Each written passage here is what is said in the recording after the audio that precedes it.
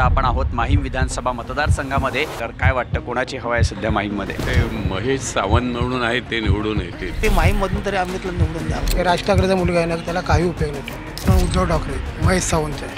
म्हणजे कार्य बघून आम्ही मतदान करणार, त्याचे चेहरा बघून नाव बघून नाही करणार। पक्ष बघू नका तुम्ही। सदाभाऊ यांना चालता येत नव्हतं, बाळासाहेबांनी चालवले। पर्याय यांचे सगळ्यांचे चुकीचे आहेत, कारण हे प्रत्येकजण आपला सेफ्टी कॉर्नर बघतात। सत्ता आली की पैसा आला, पैसा आला की सत्ता आली, हे इक्वेशन झालेलं आहे। हे जे केंद्रातले दोघे जण आहेत ना, ते इथे महाराष्ट्रात भांडणं लावतायत आणि इथून या दोन गुजरात्यांना घालवावे। पहिले यांची लाडकी बहीण लाडका भाऊ कोण नव्हते का? आता कुठनं तुम्हाला दिवस आले? शिंदे नाही म्हणणार, मी मिंदे म्हणून देणार। समजलं ना? ही छोटी गद्दारी नाही, ही फार मोठी गद्दारी आहे। सगळे राजकीयपेक्षा एक आहेत, खायला मिळते। मराठी माणूस एकत्र आला पाहिजे। उद्धवचा मुलगा असू दे, राजचा मुलगा असू दे, कोण बघत नाही मराठी माणसाचं? राज ठाकरे पण बघत नाही, उद्धव ठाकरे पण बघत नाही। पुढे सगळे नेते पण राहिलेले आहेत। हिंदुत्व म्हणजे नक्की काय हे मला शिंदेनेही सांगावं, सदानेही सांगावं आणि राजनेही सांगावं। त्यावेळेला ती शिवसेना स्थापन झाली होती, त्या लोकांनी त्यावेळेला मराठी माणसांची इमोशन्स आहेत त्यांच्याशी खेळणं केलं।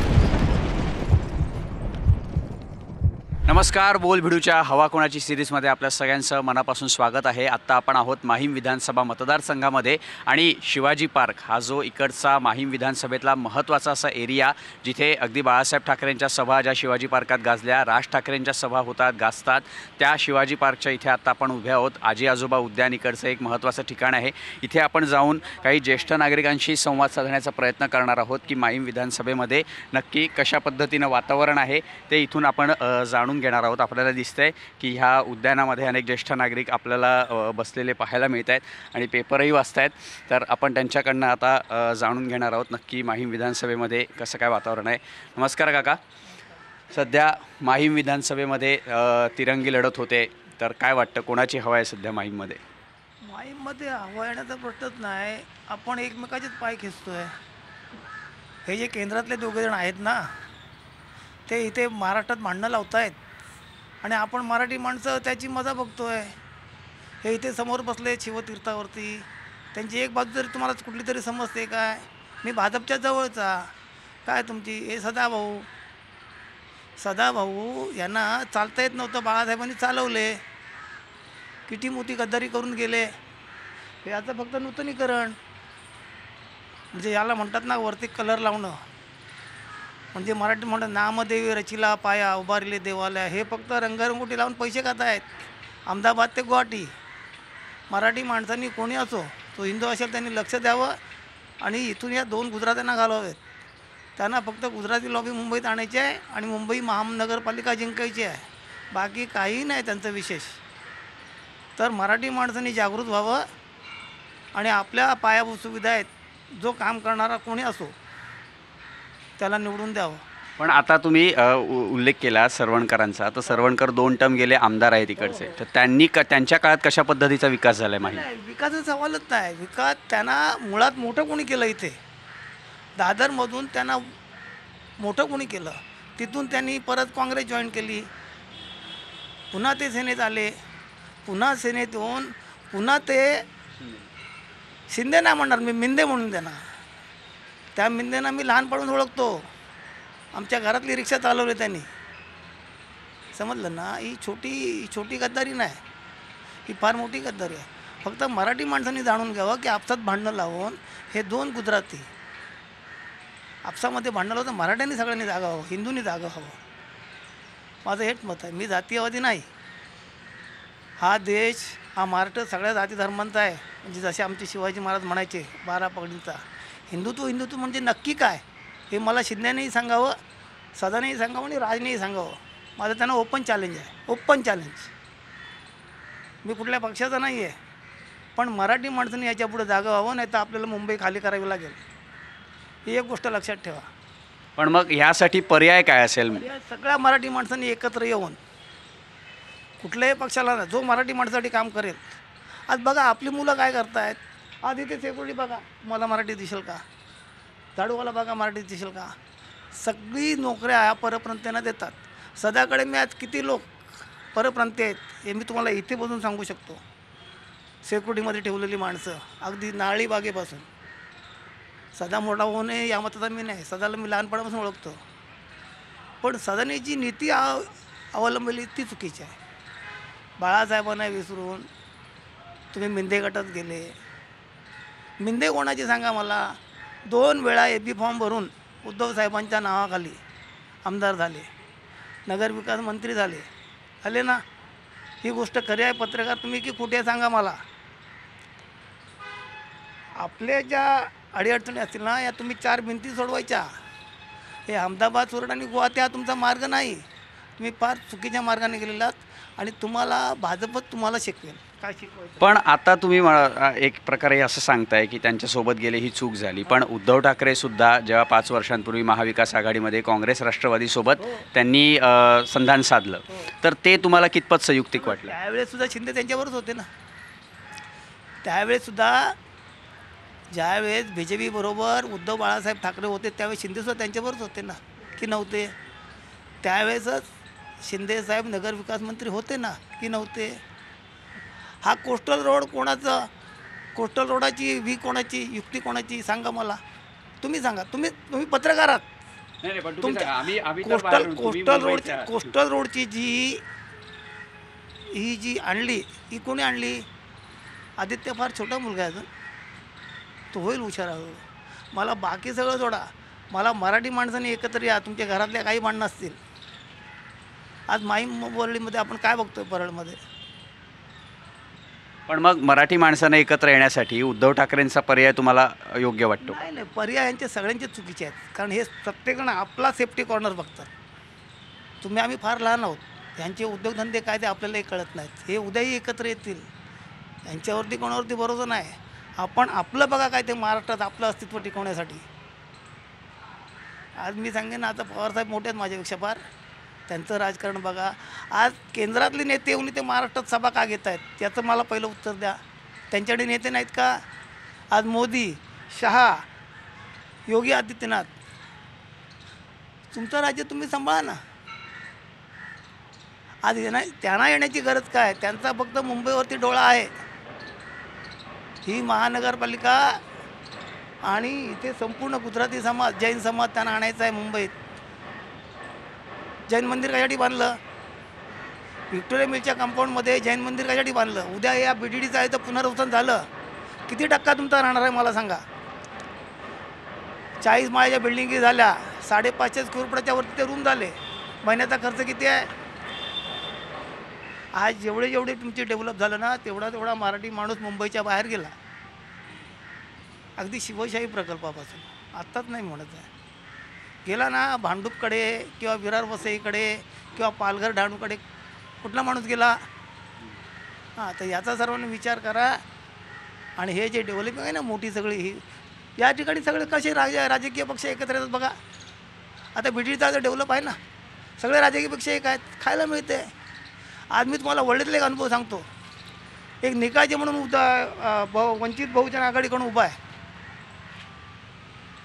त्याचं योगदान काय समाजामध्ये किंवा कार्यक्रमामध्ये? कोण पैसे देतो यांना? ह्यांच्याकडे गाड्या येतात कुठून? प्रचारासाठी यंत्रणा सामुग्री येते कुठून? कामाला कुठे विचारा मला.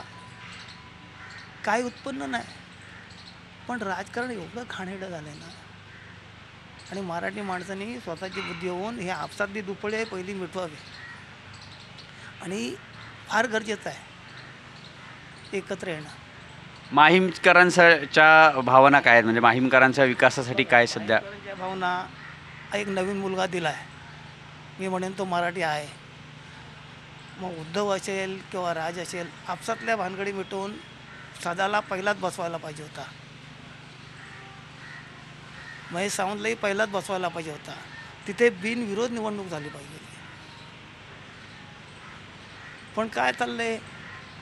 पण मग अमित ठाकरेंच्या विरोधात उद्धव ठाकरेंनी उमेदवारी दिला, कारण 2019ला आदित्य ठाकरेंच्या विरोधात राज ठाकरेंनी उमेदवार दिला नव्हता. आत्ता राजसाहेब काय म्हणतात की मी BJPच्या जवळचा. बघा घरातलं तुम्ही जरी माझ्या मुलग्याच्या वयाच्यात, घरातलं किती भांडण असू दे, तुम्ही एकत्र यायला पाहिजे. उद्याच्या भविष्यात तुम्ही एकत्र येणं फार गरजेचं आहे. पण म्हणजे तुमची अशी अपेक्षा आहे की राज ठाकरे आणि उद्धव ठाकरेंनी एकत्र यावं? उद्धव ठाकरे हे जुने झाले आता. आदित्य, अमित, तेजस यांनी एकत्र यावं. आणि मराठी माणसासाठी काहीतरी करावं ही माझी प्रामाणिक भूमिका. कारण आम्ही आता तकलेले घोडे आहेत. उद्धव म्हणा किंवा राज म्हणा हे आता तकलेले घोडे आहेत. त्यांनी या वाचाळ वीरांच्या नादी लागू नये. मुलांना एकत्र येऊन मराठी माणसासाठी काहीतरी करून दाखवा. आजही महाराष्ट्र आणि मुंबई तुमच्या मागे उभी राहील. मी म्हणतो ना, हे तिघे अमित, तेजस, आदित्य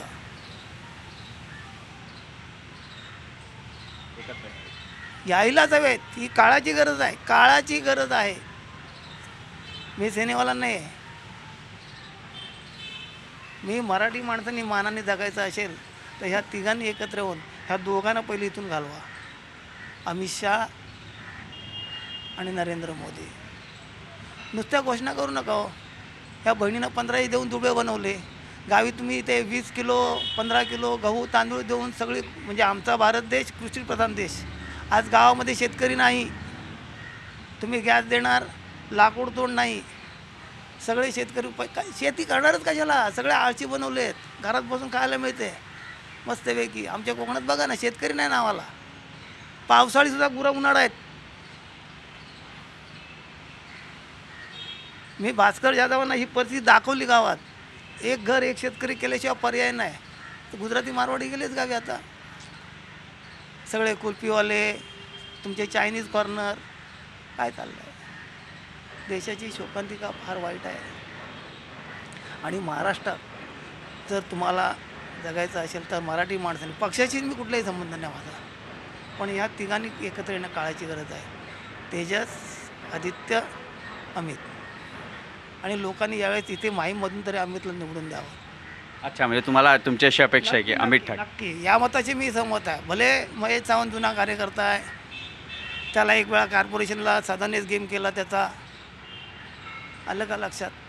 किती मतांनी पडले माझ्यापेक्षा तुम्हाला जास्त माहिती आहे. समाधान त्याचे एवढा क्लिअर कट नाही, तरीसुद्धा त्याला लोकांनी निवडून दिला. मराठी माणसाची अजूनही मुंबईत अस्मिता आहे, महाराष्ट्रात आहे. लोकांनी ती टिकवावी आणि जी खरी सेना आहे ती लोकांनी पुढे आणावी. या मताशी मी सहमत आहे. काका, तुम्ही काय सांगाल? नमस्कार. दोघं पण एकच आहे. अच्छा, पण तरीसुद्धा एकंदरीत काय सांगितलं ते खरं आहे. सर्वच खरं आहे. त्याचं चुकीचं काही नाही सांगितलं. मराठी माणूस एकत्र आला पाहिजे.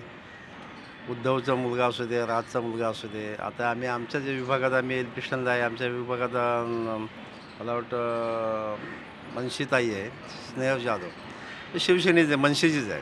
पण येते ती निवडून प्रत्येक वर्षी. पण ह्या वर्षीचं काय सांगता येत नाही. कारण ह्या वर्षी तरुण मुलं उभी राहिलेली आहे. त्याच्याने आता कुणाचं कौल कुठे काय होईल सांगतात ना.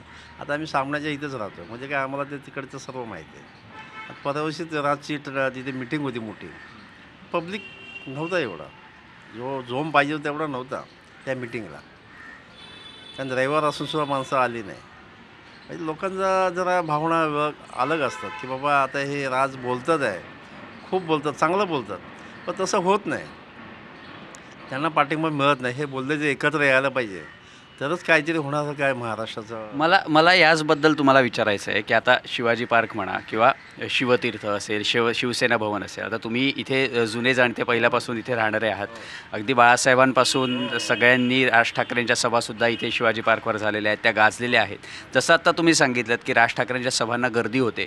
पण मग असं गेल्या 10 वर्षामध्ये, कारण पहिल्या टर्ममध्ये जेव्हा 3 वर्षामध्ये जेव्हा पहिल्या निवडणुका झाल्या होत्या तेव्हा राज ठाकरेंचे 13 आमदार मनसेचे निवडून आलेले होते पहिल्याच फटक्यामध्ये. पण त्याच्यानंतर गेल्या 10 वर्षामध्ये असं काय झालं की मनसेकडनं किंवा राज ठाकरेंच्या बाबतीमध्ये त्यांच्या बाजूने लोक का राहिली नाहीत, असं का वाटतं तुम्हाला?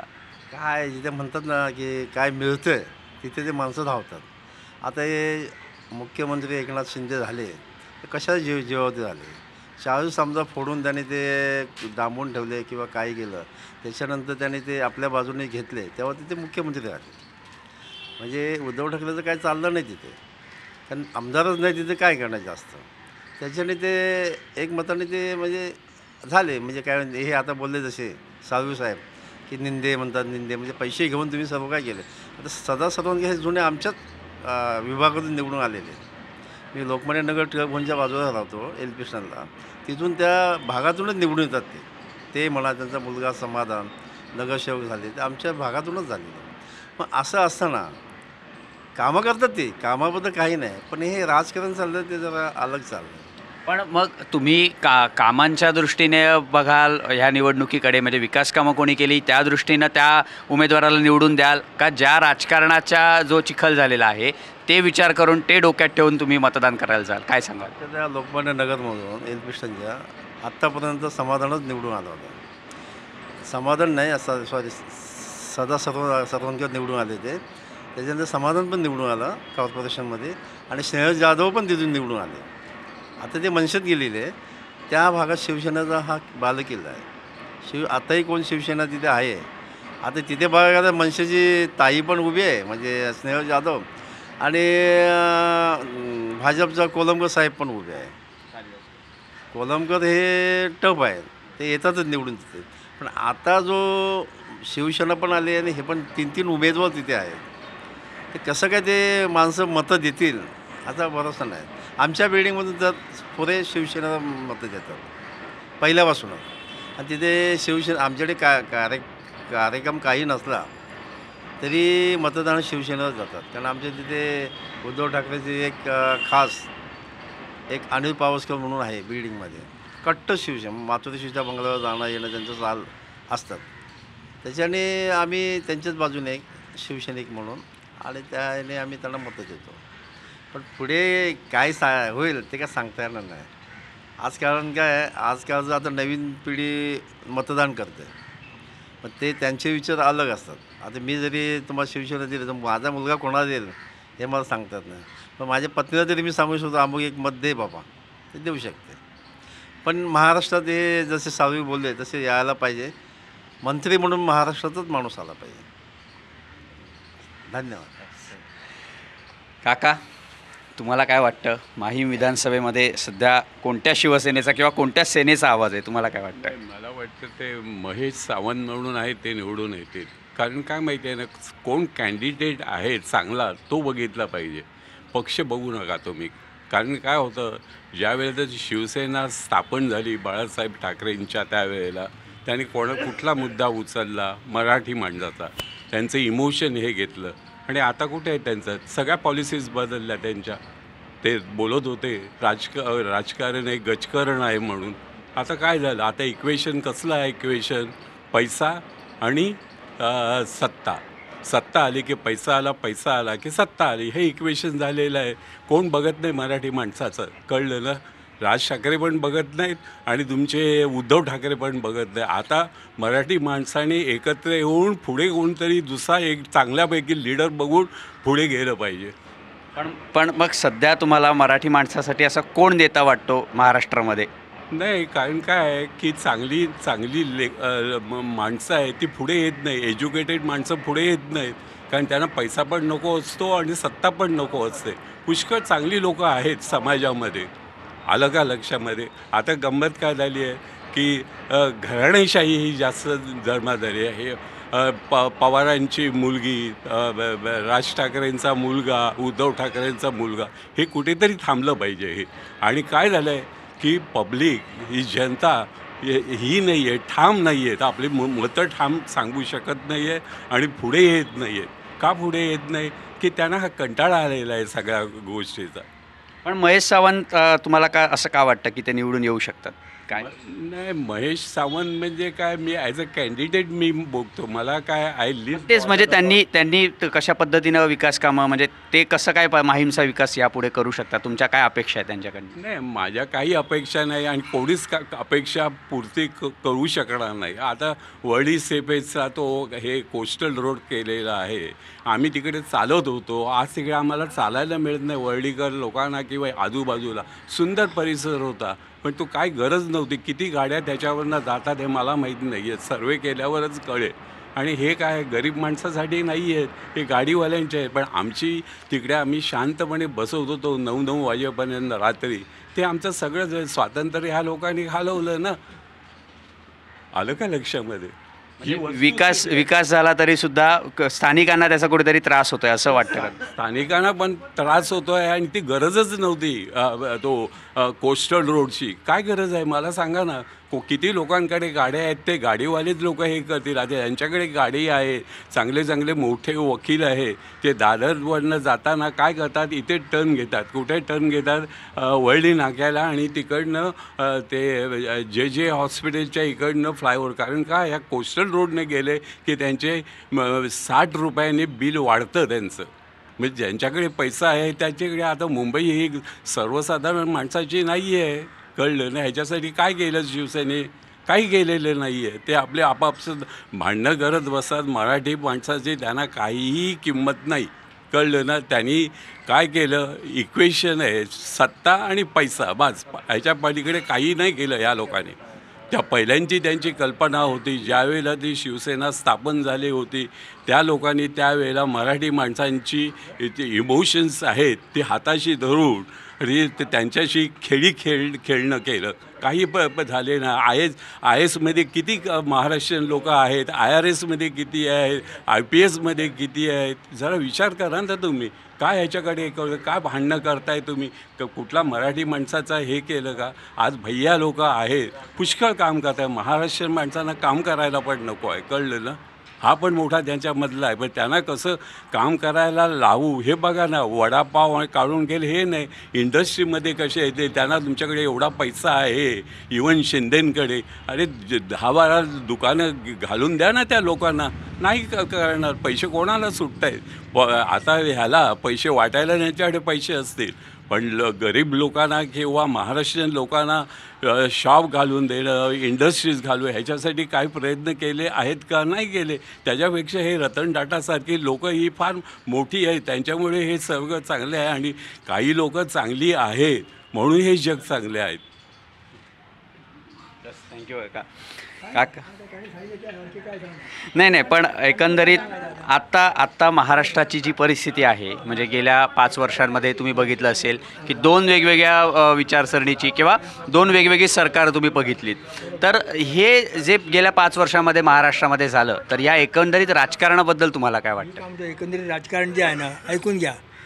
आम्ही आज आता काही पुढारी काय म्हणतात, ते करोडपती झाले आहेत, बरोबर.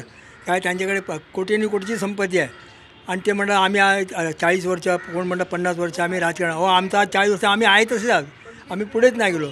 ते मोठमोठे करोडपती होऊन गेले, आम्ही आज की झाले ते. हां, बाकी काही राहिलेच नाही. आणि आम्ही पण जवळ 60 वर्ष आम्ही मतदान करू, आणि आम्ही आहे ठिकाणी आहोत. आम्ही कुठे गेलो मतदान आम्ही करतो. 60 वर्ष आम्ही माझा 80-85 वय आहे. आज गेली 60 वर्ष मी मतदान करतो. आम्ही आहोत तिकडे आहोत, आणि ते पुढे निघून गेले. आणखी काय राजकारण काय राहिलेच नाही. काय राजकारण काही अर्थ नाही. पूर्वीसारखे राजकारण राहिले नाही, पूर्वीसारखे नेते पण राहिले नाही. जे तळमळीने कामं करायचे, निस्वार्थीपणे कामं करायचे, असं आता राहिलेच नाही. आता त्यांना फक्त पैसा पाहिजे बस. याच्या पलीकडे त्यांना जनतेचे काय देणं घेणं राहिलेच नाही आहे. काय गोरगरिबाने काय किंवा कुठे दिवाळी आले, कुठे गणपती आले, काय आनंदाचा शिदा दिला, हे दिलं ते दिलं, हे तेवढा परिस्थिती आहे. बाकी काही नाही. मी राहिलीच नाही ना. हो, आमच्या भागातला पिंटो होता, श्याम शेट्टी होते, निस्वार्थीपणे कामं करायचे. आता तर काही राहिलेच नाही. राजकारण काही नाही. सर्व एकदम अक्षरशः चिखल झालं, राजकारणात चिखल झालं आहे. आम्ही जुनी माणसं, आम्ही 80-85 70 असेल आम्ही लोक इथं आहोत. आम्ही या भागात सगळे राहणार आहोत. हे शिवाजी पार्क सगळे एरिया सगळे आमच्या बाळासाहेब सारखे आम्ही त्यांच्या कामं केली त्यांच्यावेळी. मला हे ह्याबद्दलच तुम्हाला विचारायचं आहे की तुम्ही आता बाळासाहेबांचा उल्लेख केलात, तर बाळासाहेब जर आज असते तर त्यांनी या राजकारणाबद्दल काय त्यांनी काय मत व्यक्त केलं असं स्वतः? त्यांचं मत असं होतं की महाराष्ट्रामध्ये जे मराठी माणूस आहे ना, तेच याच्यामध्ये असावं. त्यांच्यासाठी काही तुम्ही बघा, काय बाहेरचं इथे कोण महाराष्ट्र म्हटलं की मराठी माणूसच पाहिजे. त्यांच्या भवितव्यासाठी तुम्ही करा. आणि त्यांचं काय होतं, अमुक टक्के राजकारण, अमुक टक्के समाजकारण, असं त्यांचं होतं. तर त्यांना हा एक हे होतं त्यांचा. कारण त्यांचं जे राजकारण होतं त्या कुठला हे नाही करायचे. काय पण त्यांचे चिरंजीव उद्धव ठाकरेंनी काँग्रेससोबत गेले, तर ते शिवसैनिकांना कितपत रुचलं? बाळासाहेबांचे कट्टर शिवसैनिक असतील, त्यांना बाळासाहेब जे होते ना, ते काँग्रेसचे अगदी कट्टरच होते, नेहमी कट्टर. ते त्यांना कधी ते येत नव्हते त्यांच्या बाजू. आणि आता जे आहे ते सगळे आपल्या मांडीवर घेऊन बसतात प्रत्येकाला. काय कासाठी? तर सत्तेसाठी मांडीवर घेऊन बसतात. ह्याला पण घे, त्याला पण घे, त्याला स्वाभिमान हा ही राहिलेच नाही. पूर्वी मराठी माणसाचं शिवसेना स्वाभिमान लढा, एकत्र लढा.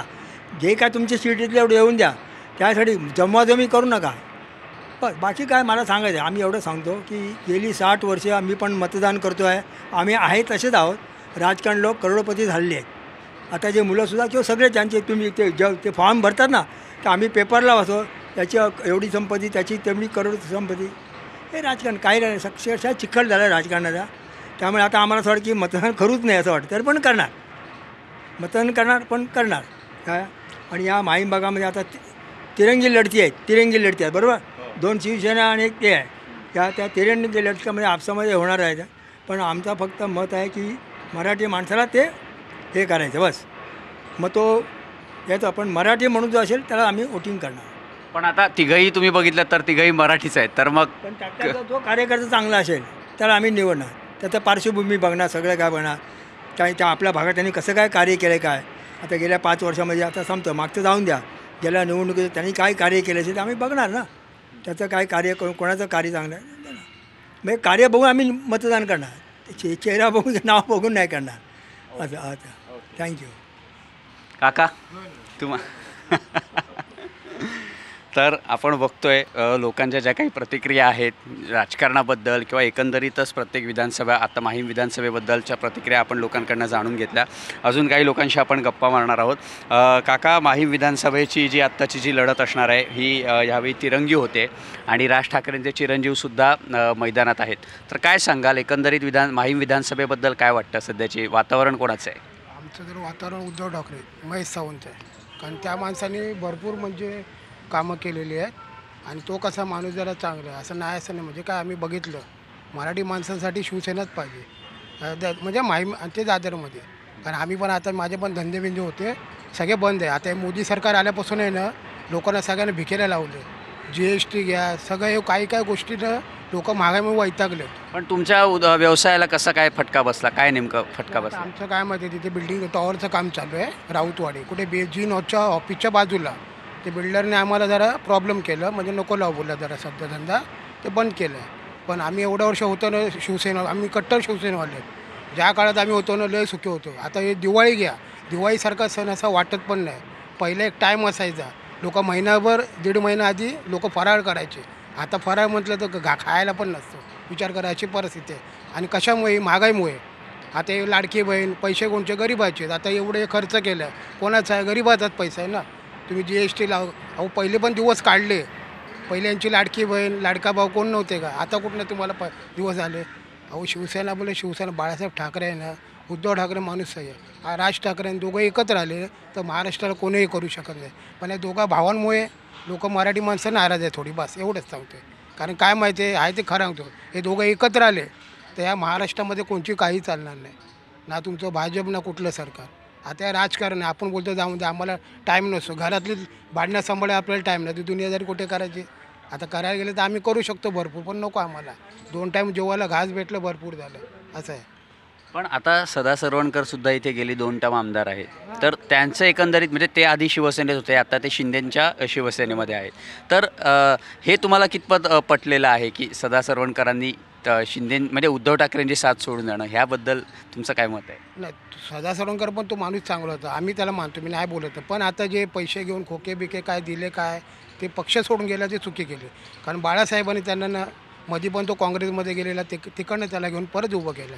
असं नाही एखादा माणसं मोठा जसं आईवडील असतात, लहान मुलाला मोठा करतो, मोठा केल्यानं दुसरीकडे आईवडिलांना किती काळजी वाटत, तसंच आता त्यांनी काय सदानी चूक केली थोडी. त्या पार्टीत जायला नाही पाहिजे. एकनाथ शिंदे असो कोणी असो, एकनाथ शिंदेने काय स्वतःचा फायदा करून घेतला आहे. समजलं ना, मुख्यमंत्री झाला आहे, स्वतः सगळं मजेत आहे. आता हे लोक बघा निवडून नाही आले ना, त्यांची अशी हालत होणार आहे ना की बोलतात ना कचऱ्यामध्ये पण कोण कुत्रं विचारणार नाही. आणि एवढं त्या सदा सरवणकरला नाव होतं माहीम दादर भागात. आता महेश सावंत पण त्याचा ऑपोजिट होता, पण तो आज काय इकडे बाळासाहेब उद्धव ठाकरेंनी त्याला घेतला. कारण तो पण माणूस चांगला आहे आमच्या दादरमध्ये, वाईट नाही, कोणाच्या पण धावून येतो. आणि इकडे बहुतेकश दादरमध्ये आहे ना कट्टरवर आहे. हे राज ठाकरेचा मुलगा आहे ना, त्याला काही उपयोग नाही ठेव. बघा मी आहे ते मोठं, आता विचारात तो नितीन सरदेसाईसारखा माणूस आहे, तो जर उभा राहिला असता तर सीट ती होती थोडीफार. म्हणजे काय तो पण माणूस चांगला आहे नितीन सर. आम्ही असं बोलत नाही कट्टर शिवसेना असले, पण आम्हाला कसं गरीबाला कामं पाहिजे. लक्षात ठेवा, आज मुंबईचे कचरा घ्या, हे काय नाही काय छोट्या मोठ्या गोष्टी ते लोकांना पहिलं पाहिजे. मग ते राजकारण आम्ही बघत नाही, पण आम्ही असं आहे कुठलीही गोष्ट करताना लोकांनी पण लक्ष दिलं पाहिजे की हा माणूस करणार आहे की नाही. असं आहे. आता महेश सावंत कसा माणूस चांगला बिचारा करणार तो, आम्हाला 100%. पण अमित ठाकरे तरुण आहेत, त्यांना जर म्हणजे तरुण नेतृत्व पुढे येणं राजकारणामध्ये फार गरजेचं असतं. आता तुम्ही म्हणताय की त्यांना म्हणजे त्यांनी कामं करणं गरजेचं आहे, पण जेव्हा त्यांना संधी मिळेल तेव्हा ते कामं करतील. तर त्या तरुण नेतृत्व पुढे येण्यासाठी अमित ठाकरे यायला पाहिजेत असं तुम्हाला वाटतं का?